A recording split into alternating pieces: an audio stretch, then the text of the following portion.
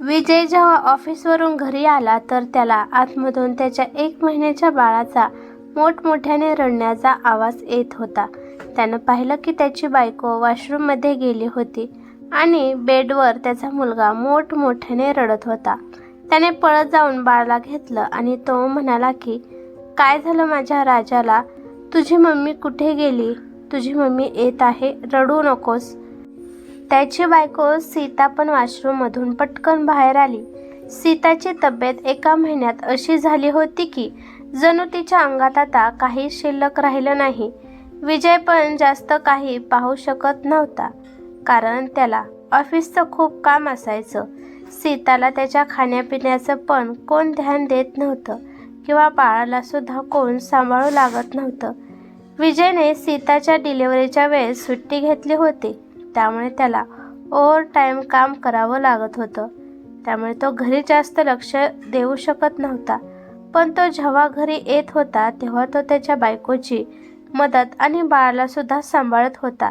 विजयच्या आईने तर बाळाला हात न लावण्याची जणू काय शपथच घेतली होती. पण आज विजयला सहन नाही झालं. तो बाळाला घेऊन डायरेक्ट आईच्या रूममध्ये गेला आणि म्हणाला की, "आई, तू बाळाला सांभाळण्यासाठी मदत का करू लागत नाही?" त्याची आई म्हणाली की, "तुम्हाला माझी गरजच कुठे लागते? तुम्ही दोघे नवरा बायको एकमेकांसाठी पुरे आहात.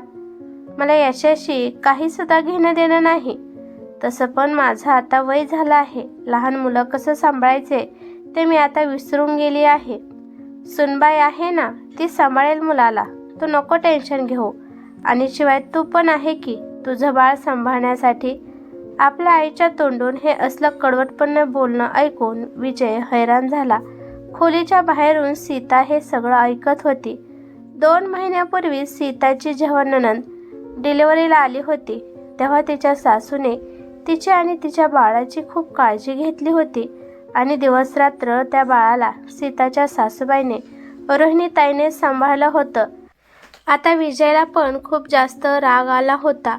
तो म्हणाला की, "आई, जेव्हा ताई डिलिव्हरीला आली होती तेव्हा ताईची आणि तिच्या बाळाची काळजी तू घेतली होतीस ना? आणि आई, तू 2 महिन्यातच बाळ कसं सांभाळायचं हे विसरली आहेस?" मुलाकडून असे प्रश्न आल्यामुळे रोहिणीताईचा चेहरा रागाने लाल झाला. परंतु विजयने त्याच्या आईला अजून एक प्रश्न केला की, "जर आई 2 वर्षांनी ताई अजून प्रेग्नेंट राहिली तर तेव्हा पण तू मुलं कशी सांभाळायची असतात हे विसरून जाणार आहेस का? आई, मला खूप वाईट वाटत आहे की तू तुझ्या मुलीच्या बाळाची किती काळजी घेते, परंतु तू तुझ्या सुनेची आणि सुनेच्या बाळाची अजिबात काळजी घेत नाहीस. आई, माझा मुलगा तुझा कोण लागत नाही का, ज्यामुळे तू त्याला हात सुद्धा लावत नाही?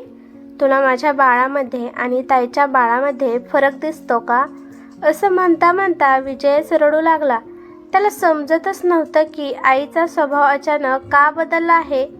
तो रडता रडता आईला म्हणाला की, "आई, तू लहानपणापासून मला किती प्रेम करतेस. तू काही पण बनवलं तर तू ताईला आणि मला सारखं सारखं वाटून देत होती. मार्केटमधून काही पण आणलं तरी तू मला आणि ताईला सेमच देत होती. पण आई, आता लग्न झाल्यावर माझ्याकडून अशी कोणती चूक झाली आहे त्यामुळे तू माझ्यापासून लांब लांब राहतेस?" त्याची आई त्याला रागात म्हणाली की, "तुझं लग्न झालं आणि तू बदललास. तू फक्त तुझ्या बायकोचं ऐकतो आणि तिचीच काळजी करतो. माझी तर काळजी तुला अजिबात नाही. मग मी का तुमच्या दोघांची काळजी करो?"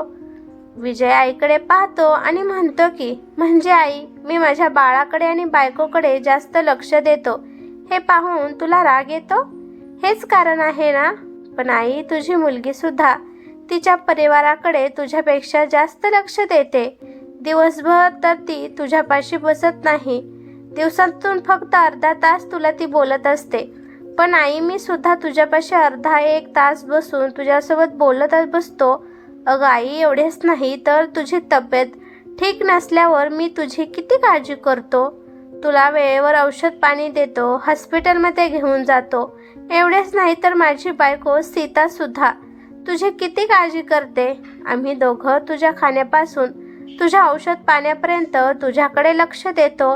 तरी पण आमच्याकडून छोटीशी जरी चूक झाली तरी तुझी सारखी टांगती तलवार असते आई. तरी पण तू आम्हाला नेहमी बोलत असतेस, तरी आम्ही तुला बोलण्याकडे दुर्लक्ष करतो.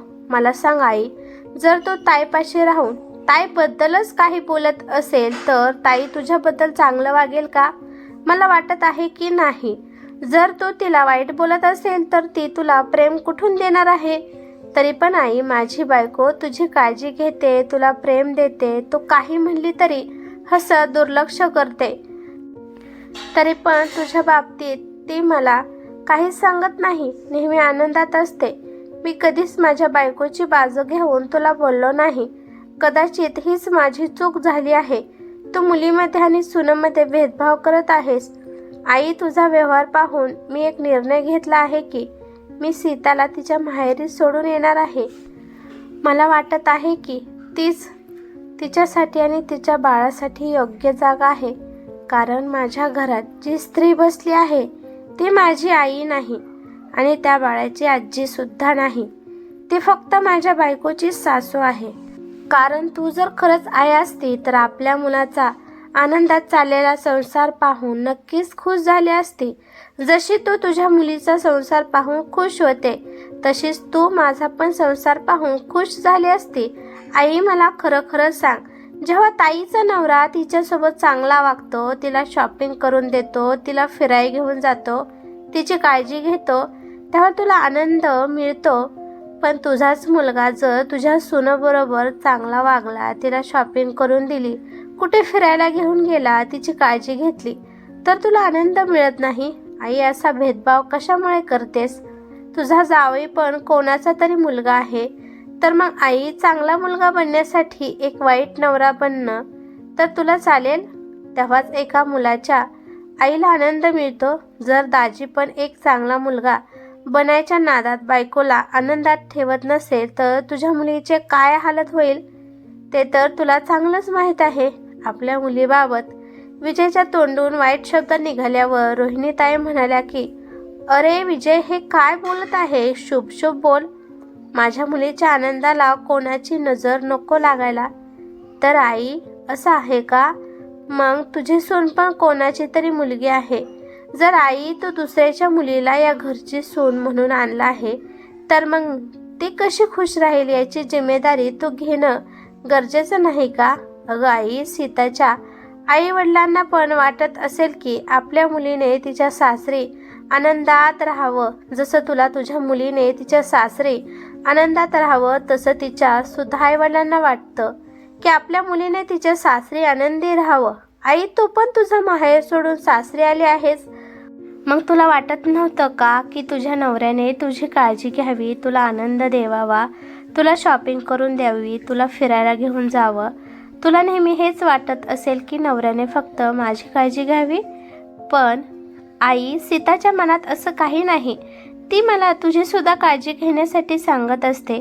आई, मी हे म्हणू शकतो की तू माझ्या बायकोवर जळत आहेस. मला तर असं वाटतं की तू माझं लग्न लावून देऊन माझं आयुष्य खराब केलं आहे. कारण जर लग्न झालं नसतं तर कमीत कमी मला आईचं प्रेम भेटलं असतं. लहानपणापासून तू मला किती प्रेम करत होती, पण जसं माझं लग्न झालं तसं तू मला परक केलं आहेस. असं म्हणताच विजयच्या डोळ्यातून टचकन पाणी आलं आणि तो आपले अश्रू पुसत तेथून निघून गेला. आज त्याचं मन खूप हलकं झालं होतं. खूप दिवसांपासून त्याच्या मनावर एक ओझं आहे असं वाटत होतं. तो उदासपणाने बेडरूममध्ये आला आणि बायकोचं आणि बाळाचं पॅकिंग करू लागला. सीता म्हणाली की अहो, आपण मिळून मिसळून राहू. तुम्ही पॅकिंग का करत आहात? मला नाही जायचं. मला तुम्हाला सोडून नाही जायचं. आपण दोघे मिळून बाळाला सांभाळू. प्लीज माझं ऐका. मला तुमच्याशिवाय राहायचं नाही. विजयच्या डोळ्यातून अश्रू येऊ लागले. हे पाहून सीता पण पळत आली आणि त्याला तिने मिठीत घेतलं. त्याने पण सीताला मिठीत घेतलं आणि तो मोठ्याने रडू लागला. नवऱ्याला असं रडताना पाहून सीता स्वतःला थांबवू शकली नाही आणि ती पण नवऱ्यासोबत रडू लागली. विजय पण आपल्या बायकोपासून आणि मुलापासून लांब राहू शकत नव्हता, पण आईमुळे तो मजबूर झाला. इकडे रोहिणीताईंना सुद्धा आपल्या मुलाचं बोलणं ऐकून त्यांचे डोळे उघडले होते. थोड्या वेळाने रोहिणीताई राघवच्या बेडरूमपाशी आल्या. दरवाजा वाजवू लागल्या. मुलाच्या आणि सुनाच्या डोळ्यामधले अश्रू पाहून त्यांच्या सुद्धा डोळ्यात अश्रू आले. विजयने वळून पाहिलं तर त्याला त्याच्या आईच्या डोळ्यात सुद्धा अश्रू दिसले. रोहिणीताईने आपल्या मुलाला प्रेमाने मिठीत घेतलं आणि म्हणाले की तू हे काय करत आहेस? तू तर माझा जीव आहेस. पण मला माहीत नाही, जसं तुझं लग्न झालं तसं तू तुझ्या बायकोसोबत वेळ घालत होता, तिची काळजी घेत होता. त्यामुळे माझ्या मनात ईर्ष्या निर्माण झाली. हळूहळू मला सुनेचा राग येऊ लागला. त्यामुळे मी विनाकारण तिला छोट्या छोट्या गोष्टीमुळे ओरडू लागले. तिच्यामध्ये काय कमी आहे ते तिला सांगू लागली. तिच्याविषयी तुझे कान भरू लागले. मी जेवढी वाईट होत गेली तेवढा तू पण माझ्यापासून लांब गेलास. तुझ्या डोळ्यात माझ्या बाबतीत आता सन्मान दिसत नव्हता. तर मग मला वाटत होतं की सून माझ्या मुलाला माझ्यापासून लांब करत आहे. पण माझ्याच व्यवहाराने तुला माझ्यापासून लांब केलं होतं. एवढं सगळं होऊन पण तू आणि सीता माझी काळजी घेत होता. तू माझ्यावर प्रेम करत आहेस. पण माझ्या डोक्यात हा विचार येत होता की तू आता फक्त सुनाचा नवरा आहेस, माझा मुलगा नाही. आणि त्यामुळे माझ्या स्वभावात कडवटपणा आला आणि तो कडवटपणा माझ्या नातवापर्यंत सुद्धा पोहोचला. त्यामुळे तुझी बायको जेव्हा तुझ्या मुलाला एकटं सांभाळत होती तेव्हा मी रागामुळे लक्ष देत नव्हती. पण मी हे चुकीचं करत होती. माझं सुद्धा आयुष्य सीताच्या आयुष्यापासून झालं आहे. तरी पण मी अशी वागली. मी पण माझ्या माहेरचं घर सोडून सासरी आली होती. मला सुद्धा हे सगळं नवीन होतं. मला सुद्धा मूल झाल्यावर त्यांना सांभाळणं कठीण होत होतं. मुलांना सांभाळता सांभाळता स्वयंपाक बनवणं मला खूप कठीण होत होतं. पण काही वर्षानंतर तुझे बाबा गेले. त्यानंतर मी तुमच्याकडे बघून जगले. हा विचार केला की तुम्ही दोघे माझे आहात आणि मी हा सुद्धा चुकीचा विचार केला की तुम्ही फक्त माझाच विचार करचाल. मुलगी तर तिच्या सासरी गेली आणि विचार केला की तिने आनंदात राहावं. पण जेव्हा सून आली आणि ती आनंदात होती हे पाहून माझ्या मनात ईर्ष्या आली. कारण मला वाटत होतं की माझी सून माझ्या मुलाला माझ्यापासून लांब करेल. परंतु माझी सून तर माझ्या मुलाला माझ्याजवळ आणण्याचा प्रयत्न करत होती. मी तिला विनाकारण चुकीचं समजले. त्यामुळे मी जास्त करून तुम्हाला मोकळेपणाने बोलू पण शकत नव्हती. पण आज तुझ्या बोलण्यामुळे माझे डोळे उघडले. आता मी माझ्याकडून माझ्या सुनेला खूप प्रेम, सन्मान आणि इज्जत देण्याचा प्रयत्न करणार आहे. त्यामुळे तुला पण त्रास होणार नाही. नेहमी बायको आणि आईमध्ये तुझे घुसमट होते आणि मी आता कोणाला त्रास देणार नाही. त्यामुळे माझे कर्म पण चांगले घडतील. सासूबाईचं बोलणं ऐकून सीताच्या डोळ्यातून अश्रू येत होते. तेव्हा सासूने सीताकडे बघितलं तेव्हा तिला जास्तच रडायला आले. आणि हे पाहून यांना आपल्या मनातील राग, द्वेष, ईर्ष्या सगळं काढून टाकला आणि सीताला पण प्रेमाने मिठीत घेतलं. त्यानंतर त्यांनी त्यांच्या नातवाला उचलून घेतलं आणि म्हणाल्या की सुनबाई, मी माझ्या नातवाला माझ्या खोलीत घेऊन चालली आहे. तोपर्यंत तू आराम कर आणि यापुढे कशाचं पण टेन्शन घेऊ नको. तुझ्या आणि बाळाची काळजी घेण्यासाठी मी आहे आणि बाळाला सुद्धा आपण दोघे मिळून चांगलं सांभाळू. विजय हसत म्हणाला की आई, तू पण अजून मला विसरले आहेस. आता पण तू फक्त तुझ्या नातवाकडेच लक्ष देत आहे. आणि त्या पण विजयपाशी गेल्या आणि त्याच्या कानाला ओढत म्हणाल्या की हे कधीच होणार नाही. कारण का माझं पहिलं बाळ तू आहे आणि तूच राहणार आहे. तुझी जागा कोणीच घेऊ शकत नाही. विजय म्हणाला की आई, ह्याच प्रेमासाठी मी केव्हापासून तरसलो होतं. आई, तू माझ्या बाळाला पण तसंच प्रेम दे, तसेच माया दे, तसेच संस्कार दे जे तू माझ्यावर केले आहेत. आणि हे ऐकल्यानंतर हसत रोहिणीताई बाळाला घेऊन त्यांच्या खोलीमध्ये गेल्या. आणि इकडे सीता पण खूप खुश होती की सासूबाईच्या मनातील सगळे द्वेष निघून गेले आणि आता सासू सुना खूप प्रेमाने राहू शकतात आणि आपली आई व्यवस्थित झाली. हे पाहून विजयला तर जगातला मोठा आनंद मिळाला होता. ही कथा कशी वाटली ते मला कमेंट करून नक्की सांगा. कथा आवडली तर लाईक, शेअर नक्की करा आणि चॅनलवरती नवीन असाल तर चॅनलला सबस्क्राईब करा. धन्यवाद.